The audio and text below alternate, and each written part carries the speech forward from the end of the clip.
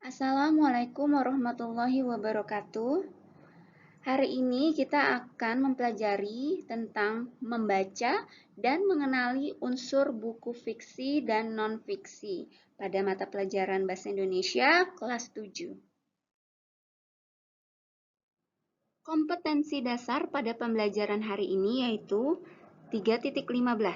Menentukan unsur-unsur dari buku fiksi dan non-fiksi yang dibaca. Dengan indikator pencapaian kompetensi, peserta didik dapat 1.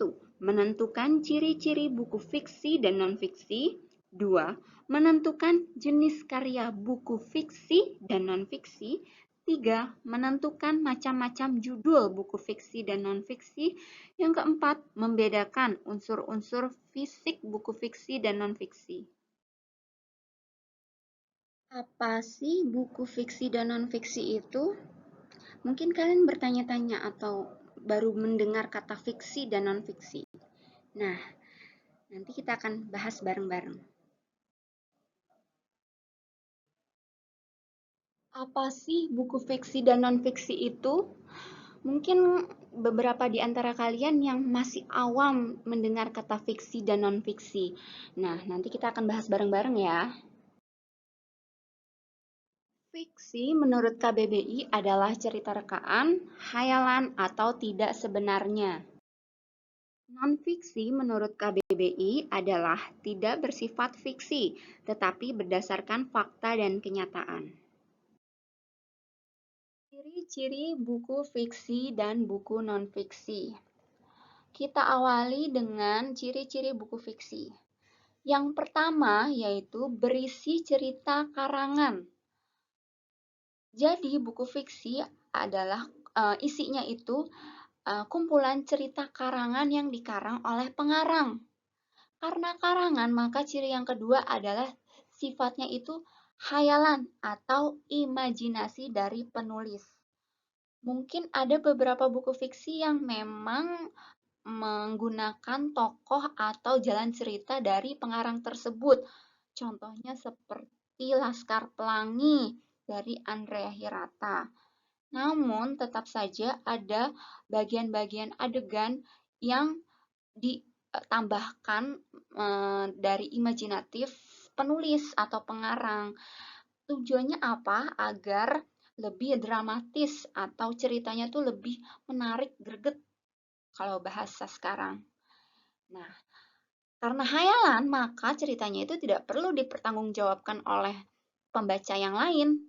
Dan bahasanya juga bahasa konotatif, artinya bahasa yang tidak sebenarnya.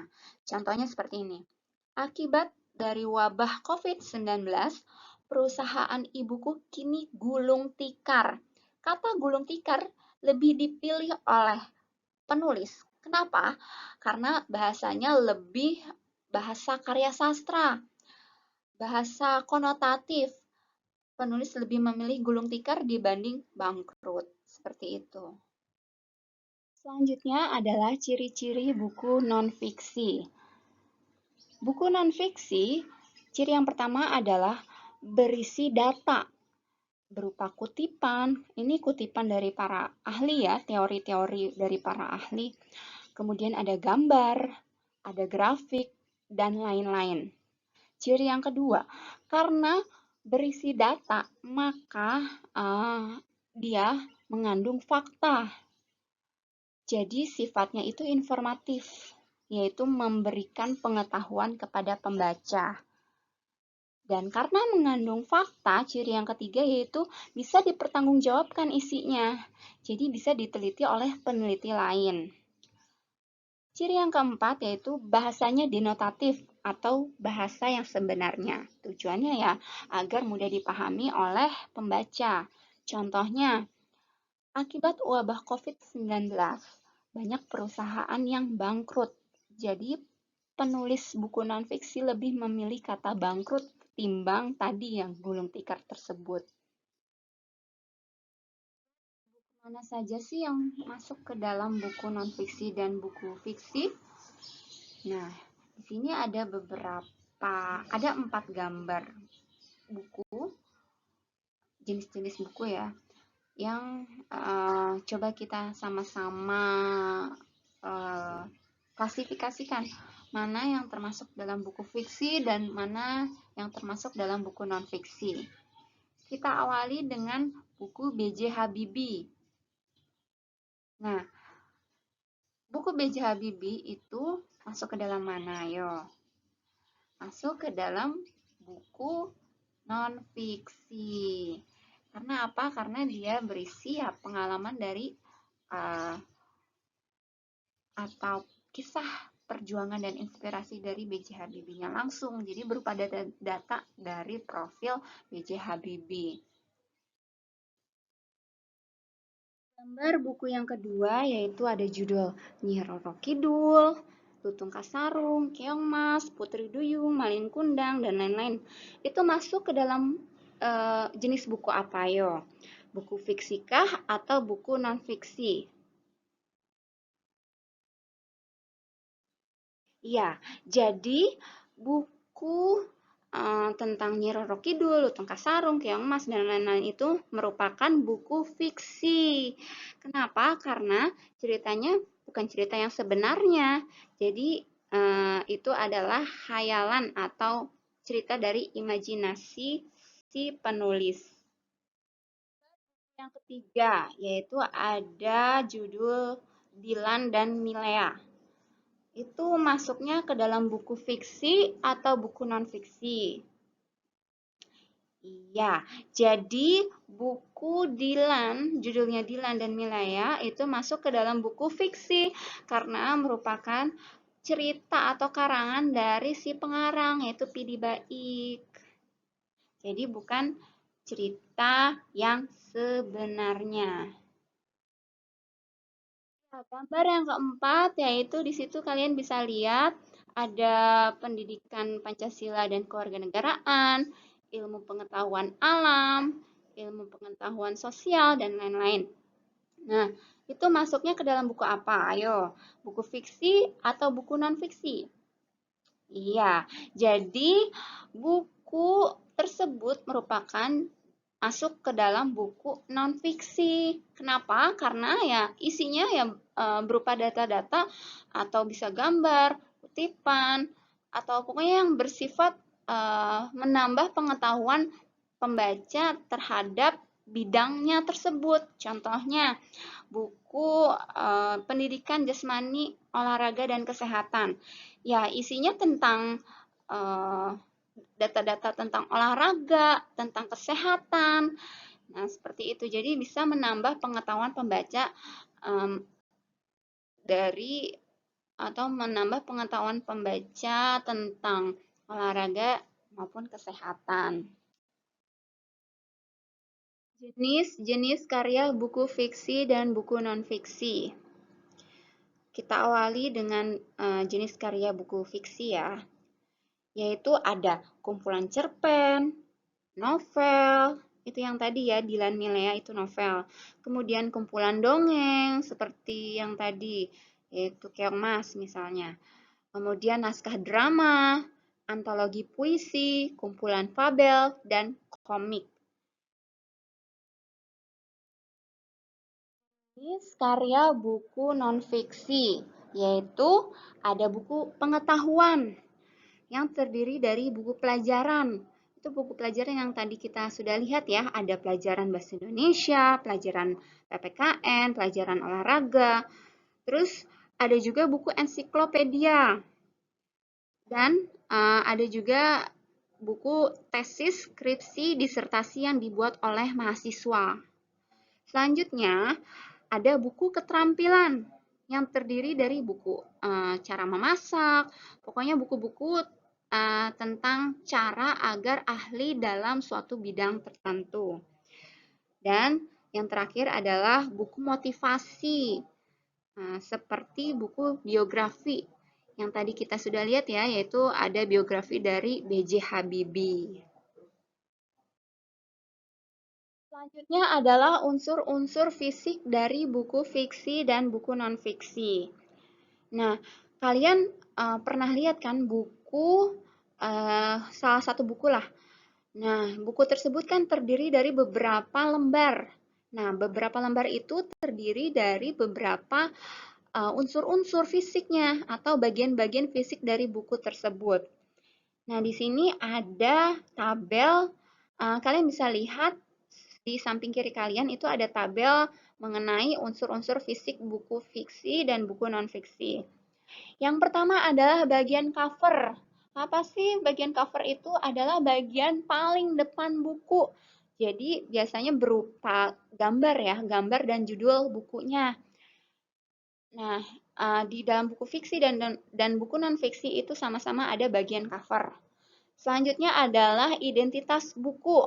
Di buku fiksi dan buku non-fiksi itu sama-sama ada identitas buku yang terdiri dari nama penulis, penerbit, tahun terbit, cetakan keberapa, tempat terbit, maupun halaman, banyaknya halaman ya, dan ketebalan dari buku tersebut. Kemudian ada kata pengantar. Nah, kata pengantar ini selalu ada di buku non-fiksi, tapi jarang sekali ada di buku fiksi. Kata pengantar itu apa sih? Yaitu berisi penjelasan tentang isi buku secara keseluruhan, baik itu latar belakang, tujuan penulisan, manfaat isi buku, disertai juga ucapan-ucapan terima kasih pada pihak-pihak yang berjasa di dalam tulisan buku tersebut. Kemudian, yang keempat itu ada daftar isi. Di buku fiksi dan di buku non-fiksi itu sama-sama ada daftar isi, yaitu berisi judul bab dan subbab yang disusun secara berurutan beserta halamannya. Gitu. Jadi ada judul bab atau judul subbab terus disertai dengan halamannya. Kemudian ada yang kelima yaitu judul bab atau subbab.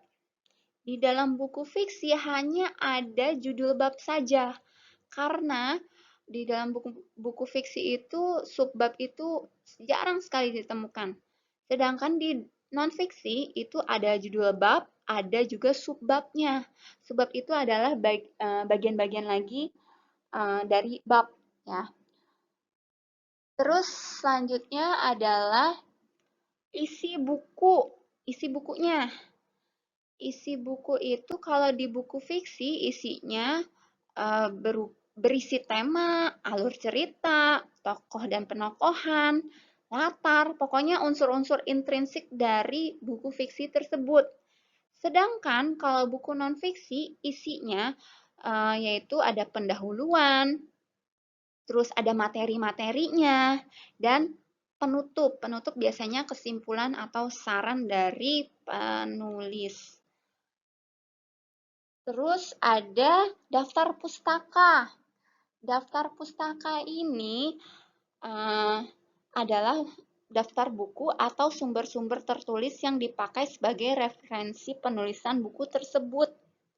Jadi di dalam buku fiksi itu jarang sekali, bahkan tidak ada daftar pustakanya, karena memang itu merupakan karya dari penulis sendiri. Sedangkan kalau buku non-fiksi itu ada daftar pustaka karena dia mengambil data-data misalnya dari buku-buku lain, buku-buku dari penulis lain yang sudah meneliti sebelumnya. Nah, unsur fisik yang selanjutnya adalah glosarium. Glosarium itu di buku non-fiksi itu ada, sedangkan di buku fiksi itu tidak ada. Apa sih glosarium itu? Yaitu daftar istilah penting yang digunakan sebagai sumber penulisan buku tersebut. Jadi ada istilah-istilah penting kan, kalau di buku pengetahuan biasanya ada istilah-istilah Latin, misalnya di pelajaran IPA. Nah, itu ada glosariumnya. Jadi istilah tersebut bisa diartikan di dalam glosarium. Terus ada indeks. Indeks itu ada di buku non-fiksi, namun tidak ada di buku fiksi. Indeks itu adalah daftar kata atau istilah penting yang digunakan di dalam buku itu beserta halaman penggunaannya. Jadi ada daftar-daftar istilah dari buku pengetahuan misalnya. Kemudian disertai dengan halaman penggunaannya. Dan unsur-unsur fisik buku yang terakhir adalah profil penulis. Nah, profil penulis ini di dalam buku fiksi dan buku non-fiksi itu ada.